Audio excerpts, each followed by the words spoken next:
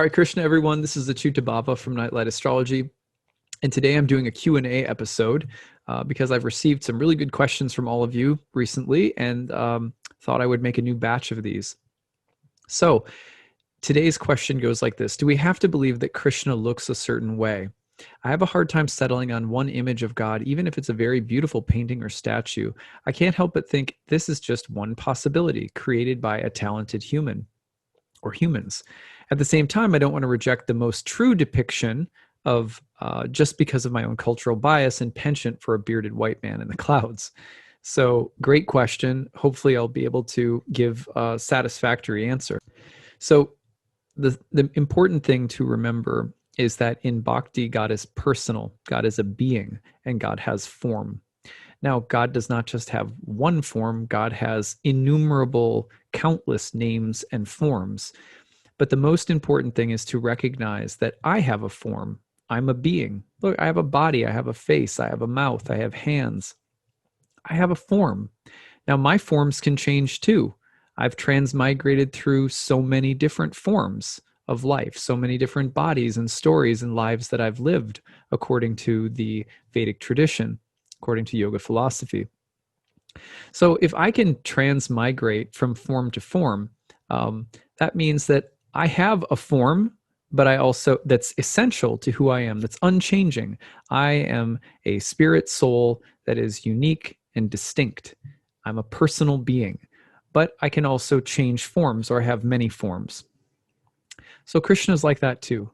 Krishna is God, is one being, unchanging, completely unique, but also has many, many forms, many, many names.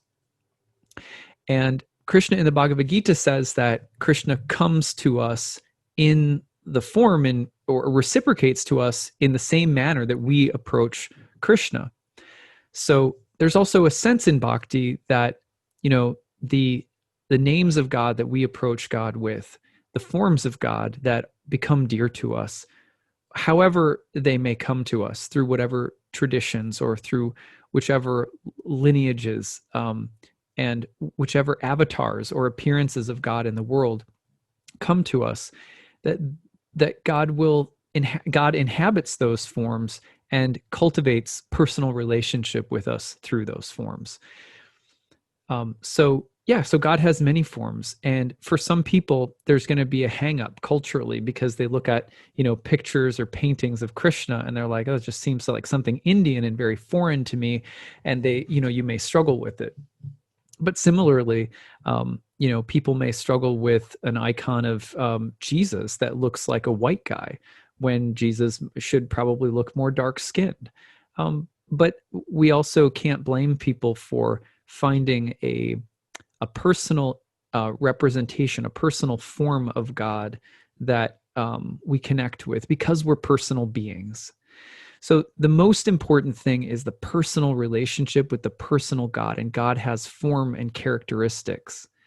God is loving, God is kind. So God has qualities just like we do. God has character and different character traits.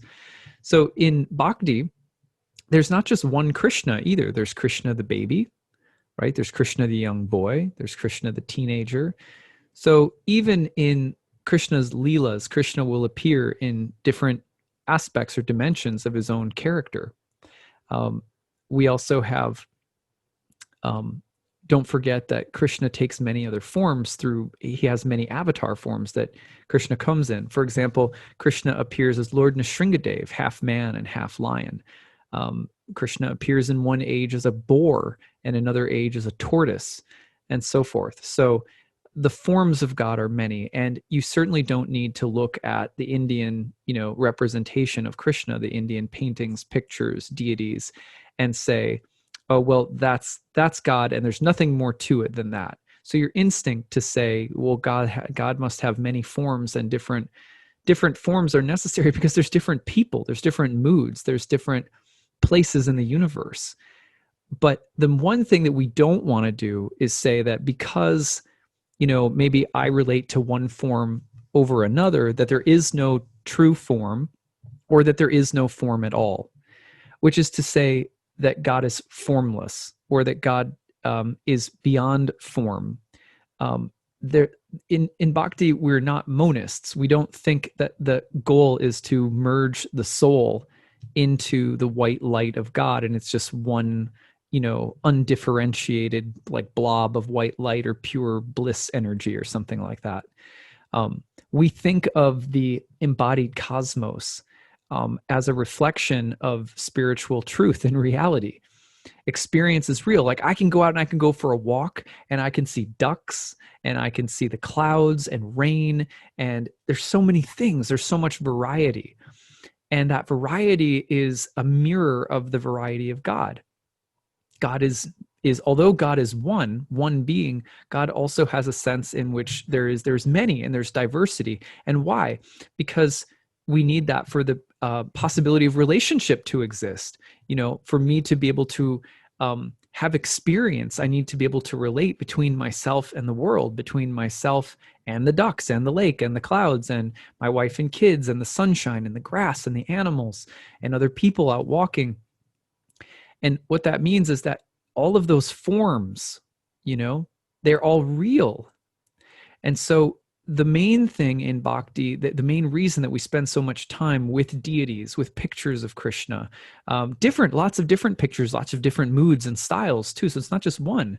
But the reason that we do that is because we want to validate the personal, diverse nature of reality in all of its different forms. And you can't do that if you're worshiping, in a sense, something that has no form, that is beyond form. And some religious traditions will think that, well, you limit God if you put God into form. So you have to go, but then the same traditions typically say that this world and all of the forms and diverse appearances of forms are an illusion, that there's only this one sort of white light, and we're trying to get there because it's a hassle or a stress to deal with all of the forms. Well, that's not how we feel in bhakti. In bhakti, we're like, the forms are beautiful. They're all evidence of God. And so we want God to be personal. And for God to be personal, we need to approach the personal forms of God, which we do in many different ways. We approach in bhakti, we approach Balaram and Krishna as a kind of a brother, a pair of brothers. We approach, Sita Ram, and we approach Hanuman as the servant of Ram. And we approach Lord Krishna and Lord Chaitanya and Lord Nityananda, who are, Kali Yuga avatars that come as an incarnation of Krishna. So there's many different forms. But it's also important that we have those forms and that we include them and get to know them and get to know their unique markings. Like Krishna has certain things on his feet, and there's certain, like the iconography is really, really important, in other words. And so is the iconography in the Catholic tradition and in the Christian tradition and in the Buddhist tradition. The iconography is important because if we said, well, God is beyond form, then we would start to look upon form as though it's a lesser thing, or as though it's an illusion. So that's the idea, anyway. My advice would be, bhakti is a very complete science of developing love of God, and it's very helpful to have the deities, to have the forms and the ceremonies and the names of God and the mantras. And so if you're called to bhakti yoga, to me, it's like, the cultural element may feel foreign at first, but it is, it's something that is there to enhance and deepen that personal connection. Give it time and it'll grow on you. That's my advice. And if not, then, you can still chant you can still chant the Hare Krishna mantra and still have a picture of Jesus on your altar, or whatever way that, you connect with God. In other words, if you literally have a picture of an old man with a beard in the sky, that's fine. That's a form of God too. One of the reasons that we like the form of Krishna so much is that Krishna is not the image of God as king in the sky so much. Not that that's a bad image, but Krishna is a lover. Krishna is a friend. Krishna is a brother. Krishna is,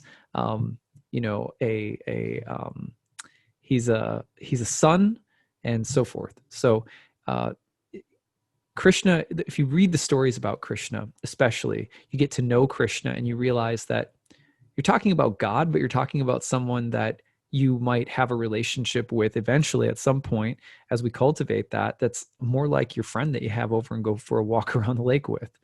You know what I mean? So the when you get to know Krishna in the Bhakti tradition, you're also getting to know a God that inhabits a dimension that's very, very personal and intimate. It doesn't have that sense of vastness and distance from us, which sometimes the old man in the sky can bring. So I'd also encourage you to think about that, toss that into your crock pot as you meditate on these things.